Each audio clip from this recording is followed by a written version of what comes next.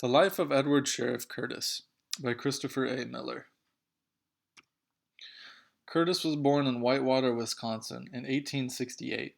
Edward Curtis had already developed a strong sense of adventure traveling with his father frequently, and even across the United States, when they decided after a horrible winter to settle in a more hospitable location, which ended up being Puget Sound in Washington state. He and his father built a cabin, and his father died 3 days after the rest of the family had arrived, in which he had to take up blue-collar work to feed the family. Curtis broke his back working, was bedridden for a year, and developed a clear sense of vision during this time and the inspiration to become a photographer. During this time, he had said that a single raindrop on a leaf could hold all the prisms of the rainbow. He mortgaged the homestead and invested in a portrait studio in Seattle, where he became quite famous and prosperous in his art. His most important life's work was dedicated to the development of the North American Indian, which was a 20-volume set of interpretive literature and Native American images taken across the entirety of the western United States.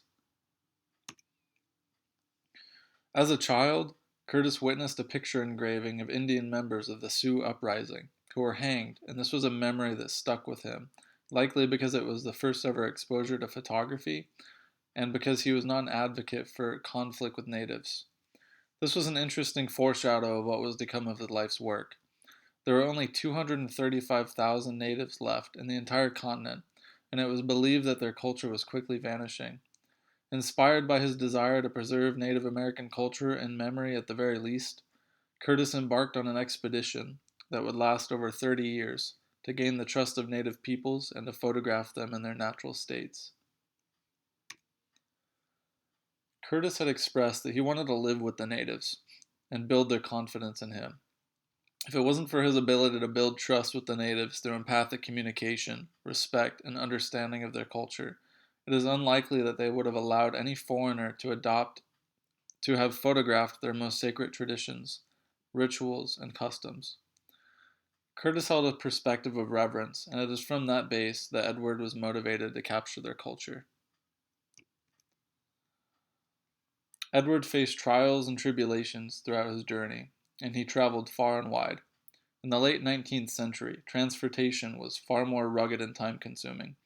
Curtis's constant traveling showed remarkable determination in completing what he felt was the most important part of his life's work, the North American Indian. Carrying heavy cameras long distances through rigorous terrain, such as across valleys, up mountains, and deep into canyons, Curtis even suffered the blow of a whale fin in 1910 during a whaling trip with the Washington Coast natives. He suffered a permanently damaged hip that hindered him, but it did not stop him from continuing his journey. It is easy to see that Curtis was influenced by the pictorialists and favored the artistic process of photogravure, of which the majority of his photos are identified as.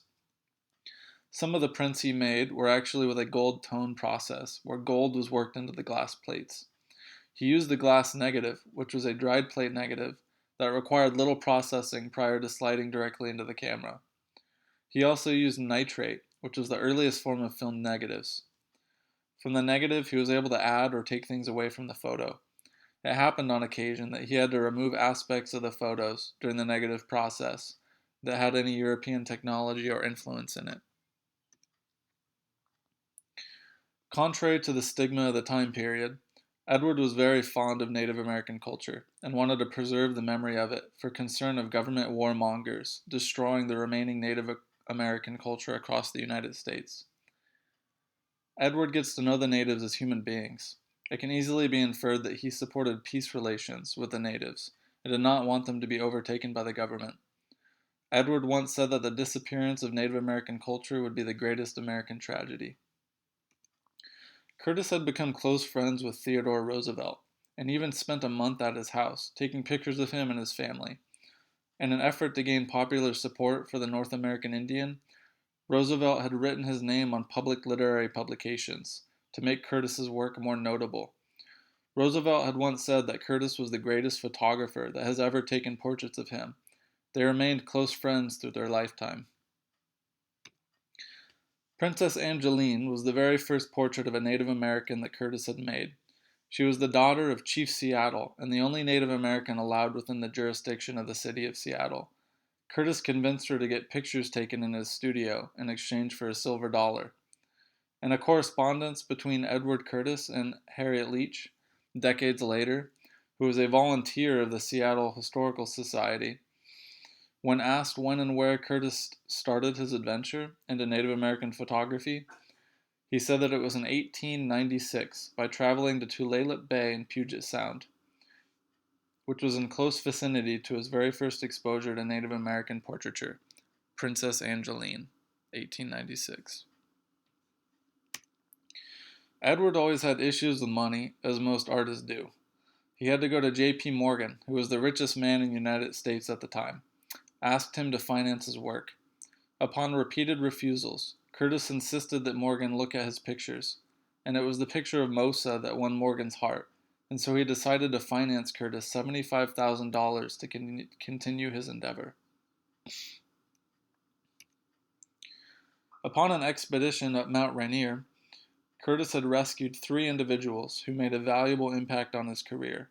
One of the men, by the name of Bird Grinnell, who was a literary expert on Native American culture, invited Curtis to witness the annual Native Sundance in the plains of Montana.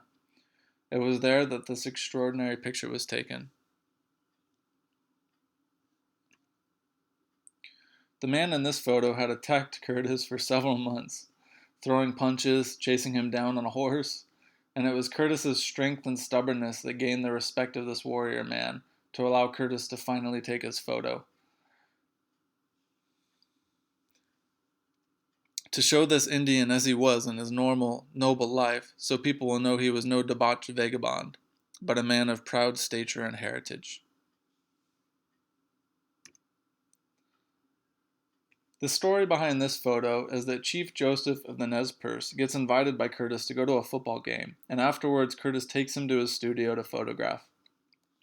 The Nez Perce were a gentle people. They never waged war on the government, and had many of their treaties broken. It was said that when Chief Joseph died, that he had died of a broken heart. Curtis was never disrespectful or imposing in his photographs, contrary to what some believe. It was Joseph's choice in what he wanted to wear to Curtis's studio, and demonstrated trust in Curtis by sharing with him all the meaning and significance behind his adornments and attire, which essentially tell a story. Here is a picture of a Hopi mother in 1921. Curtis was very fond of the Hopis and visited them on a very frequent basis. Curtis became a snake dance priest. Curtis always asked to be initiated into the snake dance and was always told no, because only a select few Hopi can do that. Curtis would not take no for an answer.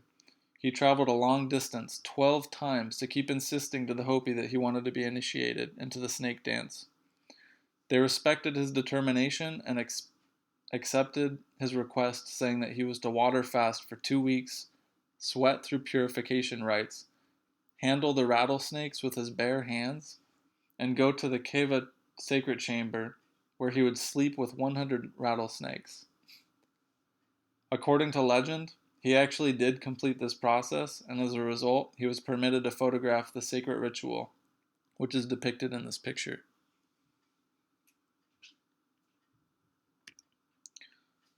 The young Hopi women found Curtis to be quite charming. Here's a picture of a Hopi woman wearing her hair in a squash blossom whorls, which signifies being unmarried. After a harsh divorce, Curtis loses everything he has in terms of finances, and due to his friendship with Grinnell, Curtis becomes the official photographer of Harriman, Alaska expedition to complete his final volume of the North American Indian. Curtis goes north to the Arctic Circle and is elated to find happy, healthy natives that have not suffered the consequences of war and disease. The Nunavak Children on Nunavak Island of 1928.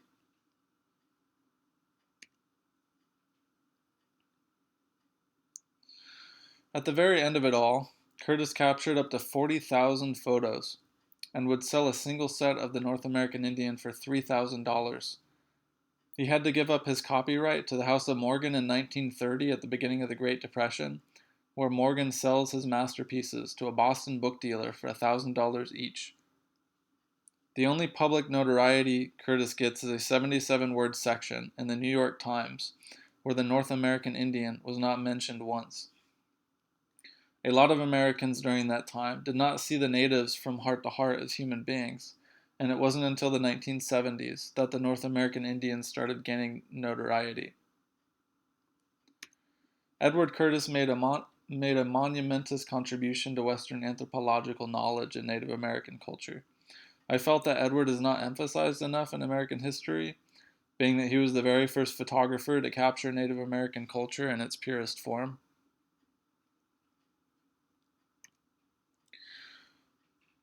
Curtis's quest to understand the natives, to live with them, to experience their spirituality, and to record their legacy in history was very honorable during a time period where people had a difficult time cooperating with those outside of their own culture. Curtis was certainly ahead of his time, and has hopefully influenced many people to perceive natives in a positive light and encourage peacekeeping relations and cultural preservations. Edward Curtis was the greatest photographer of the Western natives in the late 19th and early 20th century. His work was rediscovered in a book dealer's basement in Boston in the 1970s, where the North American Indian began to gain widespread notoriety.